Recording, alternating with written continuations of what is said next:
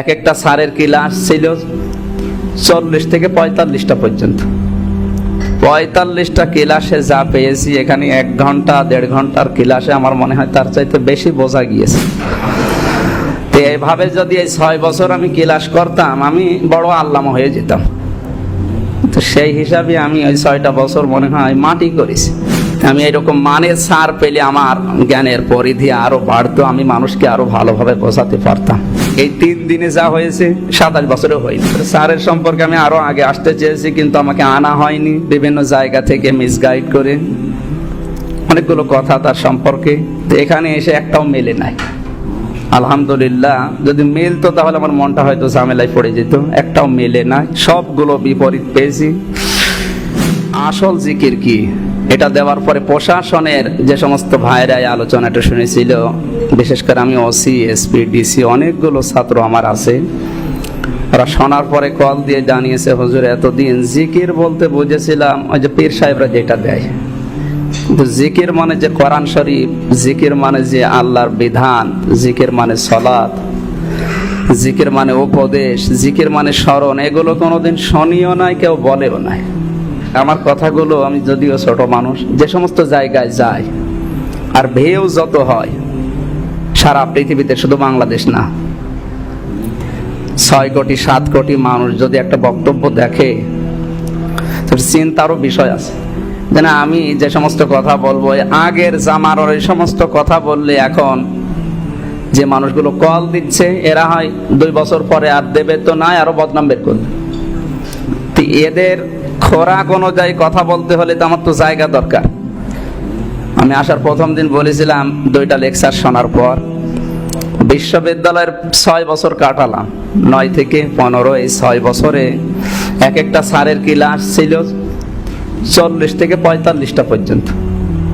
45টা ক্লাসে যা পেয়েছি, এখানে 1 ঘন্টা 1.5 ঘন্টার ক্লাসে আমার মনে হয় তার চাইতে বেশি বোঝা গিয়েছে।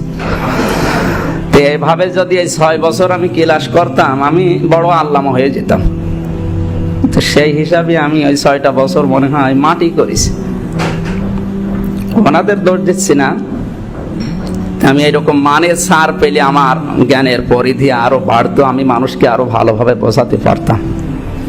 সম্মানিত ভাইরা, সুতরাং এই সমস্ত মানুষগুলো যখন কল দিচ্ছে, আমারও যোগ্যতা বাড়াতে হবে। আর সেই যোগ্যতা বাড়ানোর যত মাধ্যম আছে, এবং তার ভেতরে কোরআন রিসার্চ ফাউন্ডেশন, এটাও আর একটা পরিষদ।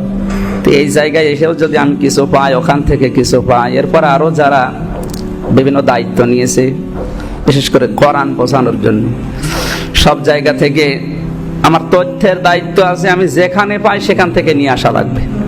এই জায়গা থেকে নিয়ে যদি জাতিকে আমি বোঝাতে পারি, আমার এবং যারা শুনবে তাদের উপকার হবে বলে আমি আশা করছি। এখানে আসার আগ পর্যন্ত আমি পড়ার প্রতি উদাসীন ছিলাম, মানে পড়তে হয় এই মন আমার এই 26-27 বছর পর্যন্ত এখনো তৈরি হয়নি। আসার পরে এইটা উপলব্ধি করতে পেরেছি যে পড়া লাগবে, 1 নাম্বার। 2 নাম্বারে শুধু পড়া লাগবে না, পড়ার মন লাগবে। পড়ার মনও ইনশাল্লাহ আমার এখন তৈরি। এই 3 দিনে যা হয়েছে 27 বছরে হয়নি। 4 নাম্বারে আমাকে ভুল বোঝানো হয়েছিল এতদিন। আমি কওমি মাদ্রাসায়, বিশেষ করে চরমনার পীর সাহেবের ওখানে, তো পুরাতন জিনিস, এই জায়গা থেকে যে সমস্ত থিওরিগুলো আমাকে এতদিন কওমি মাদ্রাসা থেকে দিয়েছে, আমি ইসলাম ওইভাবে বুঝতাম, মনে করতাম তো ইসলাম মনে হয় ওই রকম। কিন্তু ইসলাম এখন বাইরে এসে দেখি, বা এই 3 দিনে যা দেখি, যে ইসলাম আসলে ওই রকম না। বিশেষ করে স্যারের সম্পর্কে আমি আরো আগে আসতে চেয়েছি, কিন্তু আমাকে আনা হয়নি, বিভিন্ন জায়গা থেকে মিসগাইড করে অনেকগুলো কথা তার সম্পর্কে। তো এখানে এসে একটাও মেলে নাই। আলহামদুলিল্লাহ, যদি মিলতো তাহলে আমার মনটা হয়তো ঝামেলায় পড়ে যেত। একটাও মেলে নাই, সবগুলো বিপরীত পেয়েছি।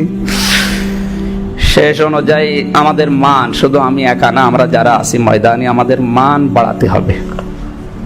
আমি এই মান বাড়াতে হবে, এই কথাটা বলার পরে একজনের টার্গেট হয়েছিলাম, ফাযাক্কির বিল কোরআনি মা ইয়াখাফু ওয়াঈদ, so admonish and or by the holy Quran him who frays my threat। ইংরেজি যারা বোঝে, এই ফ্রেস মাই থ্রেট, এটা যে শব্দটা, আল্লাহর ধমকের ভয় যাদের ভেতরে আছে, কোরআনের আলোচনায় তাদের কাজ হবে। কিন্তু কোরআনের আলোচনা বাদ দিয়ে অন্য আলোচনা করলে কাজ হবে তাদের আল্লাহ ধমকের ভয় নেই।